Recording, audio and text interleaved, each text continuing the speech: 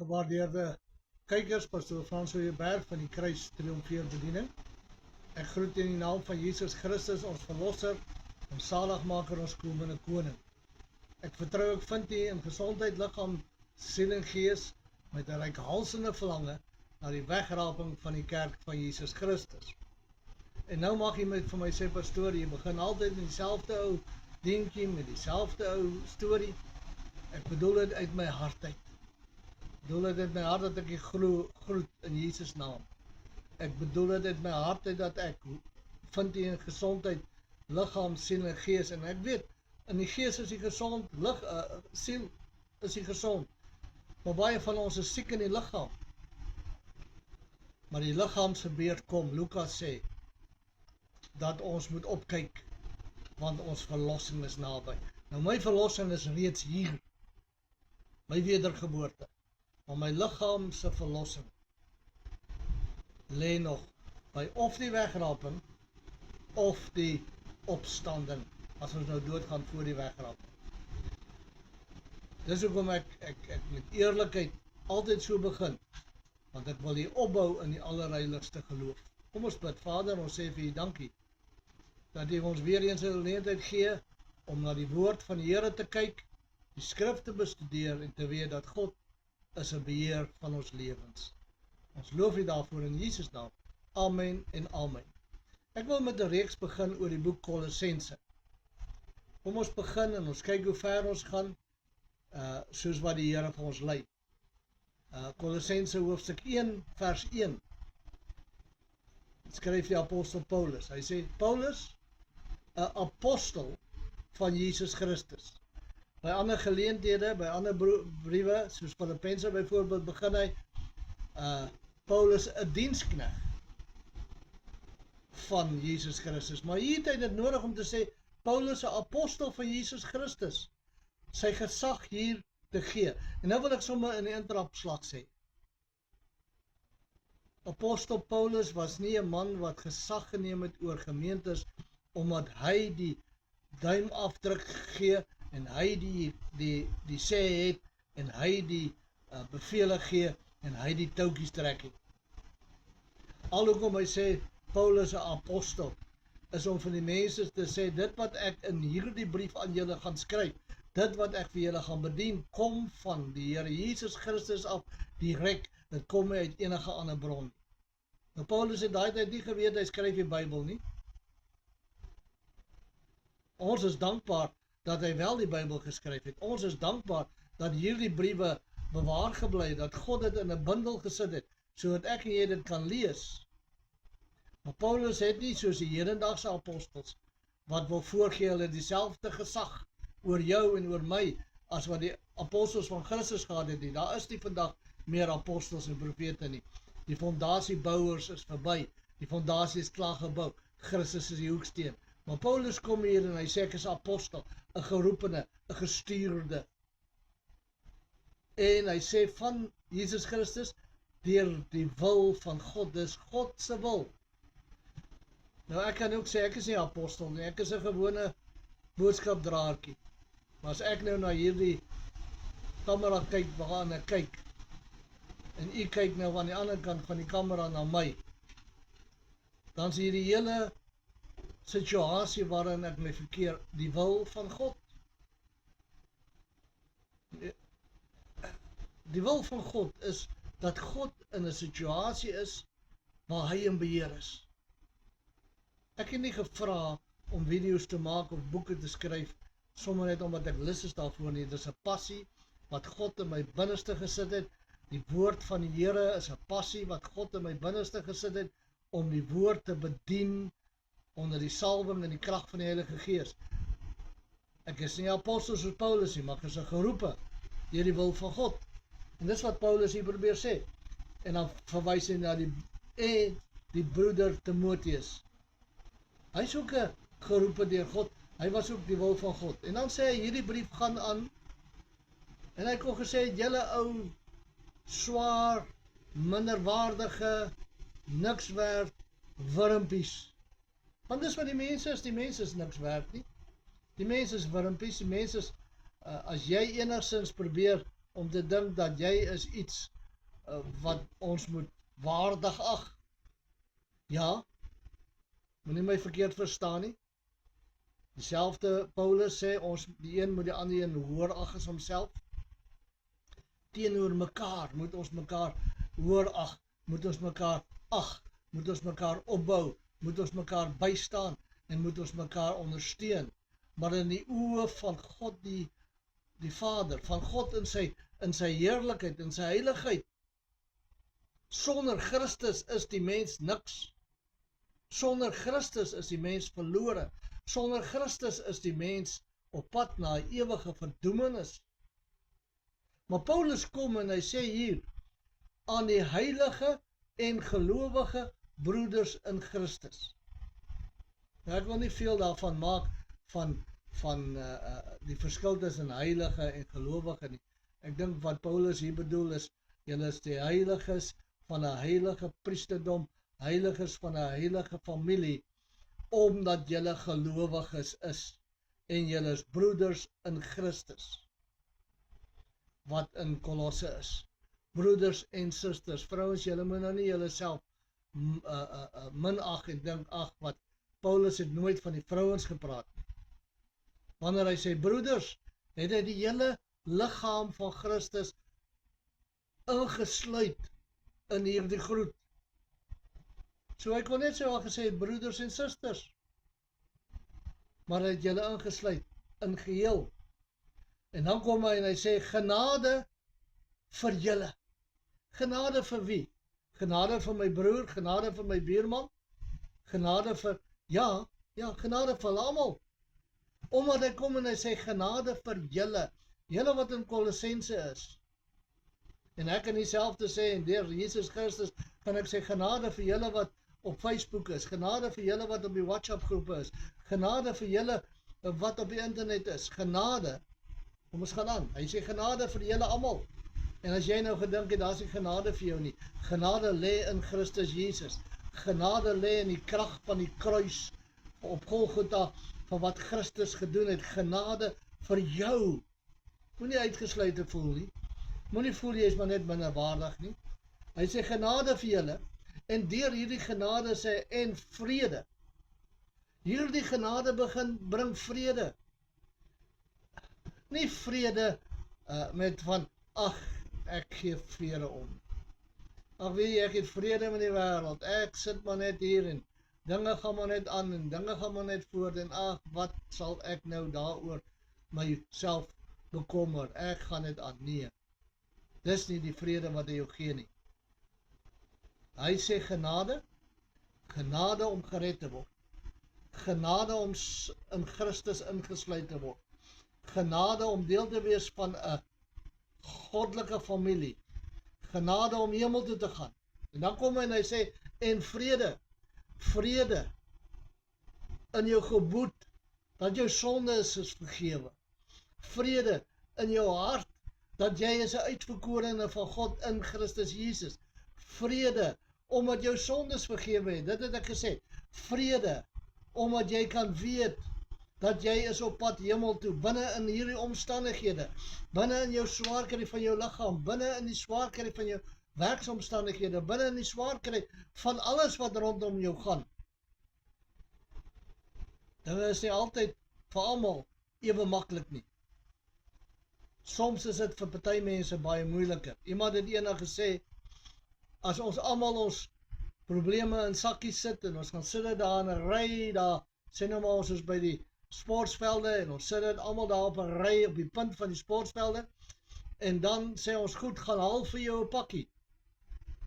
Sal jy jou eie pakkie vat, want jy sal sien dat jou buurman, jou buurvrou, jou medelidmaat se pakkie probleme dalk groter is as joune.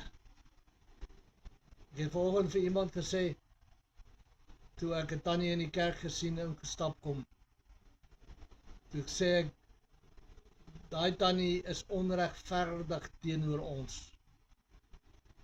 Want wanneer ons na haar kyk, dan gaan alle rede om te kla by die venster uit.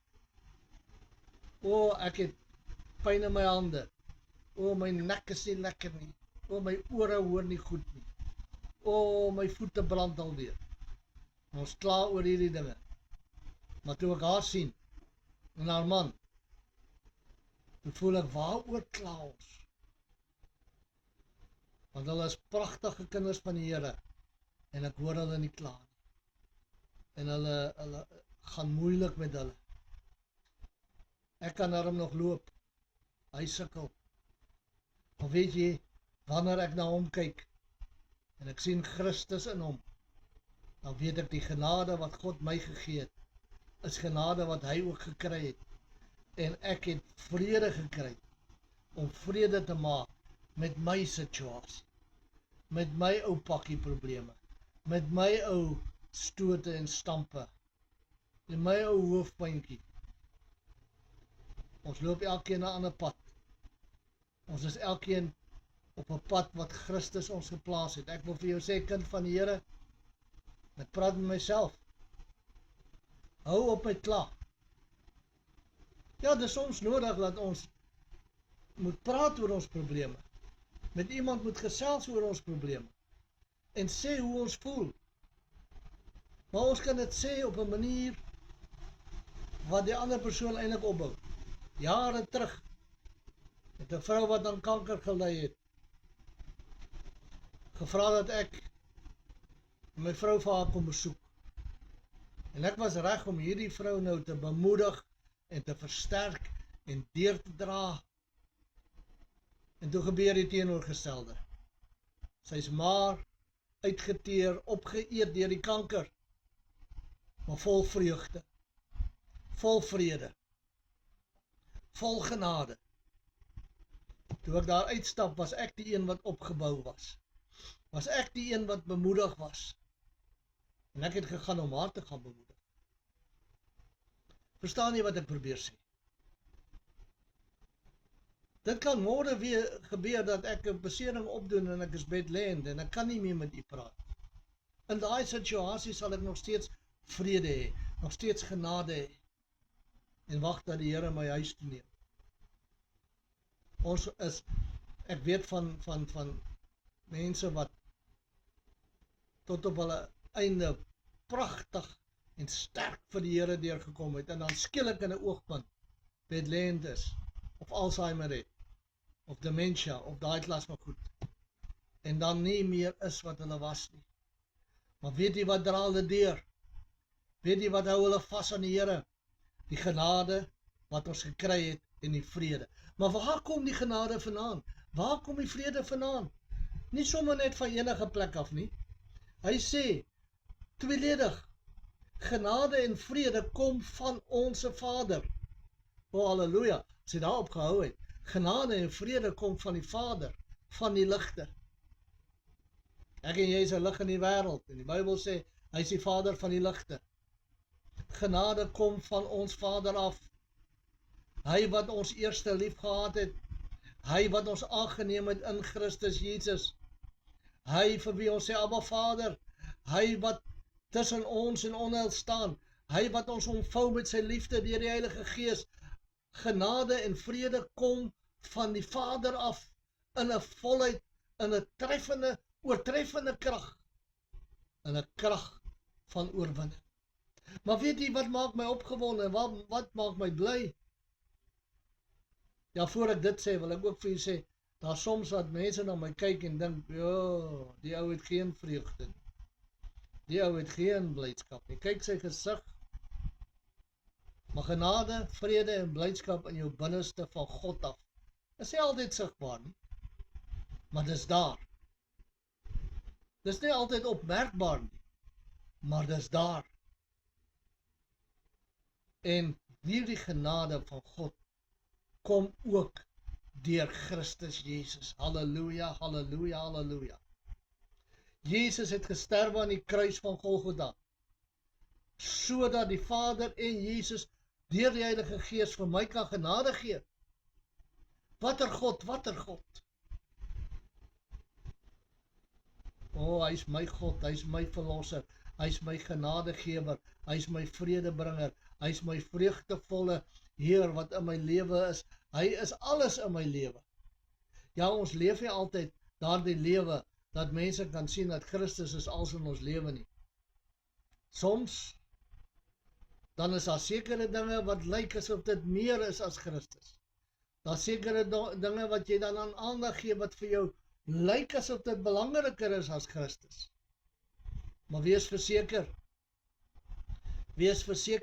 ons geloof wankel nooit, want Jesus Christus het ons genade en vrede gegee.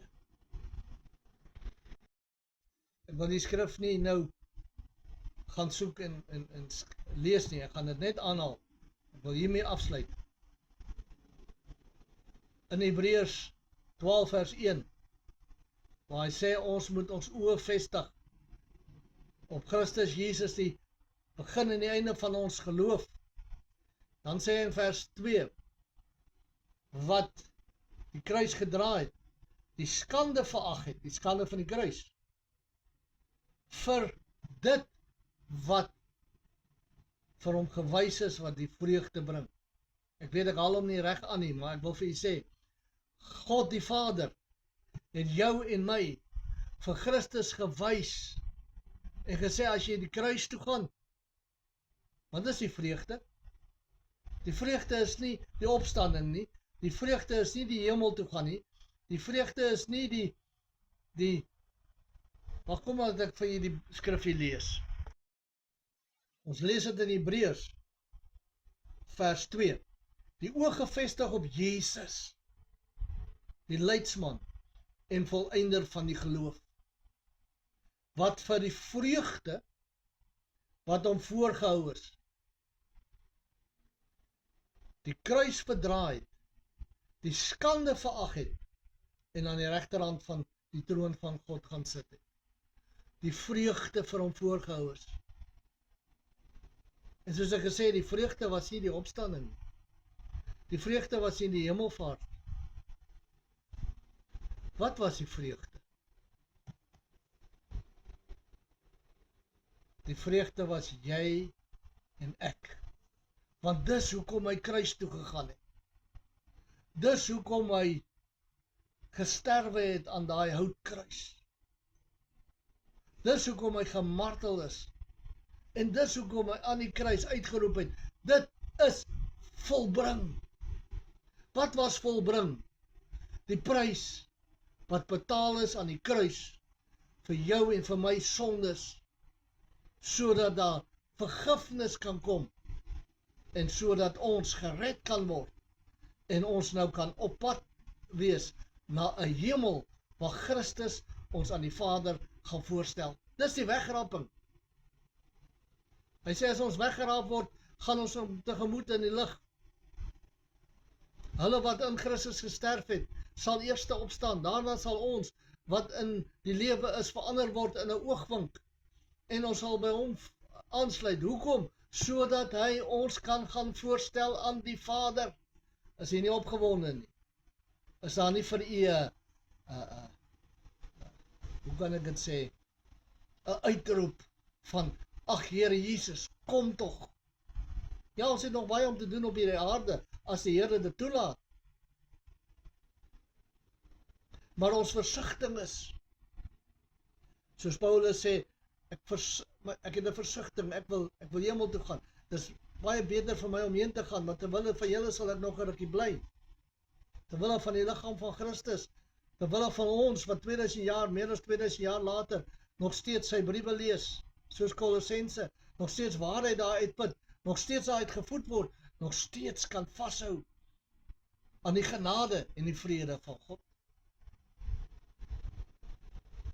Hy het die vrede gesien, die vreugde.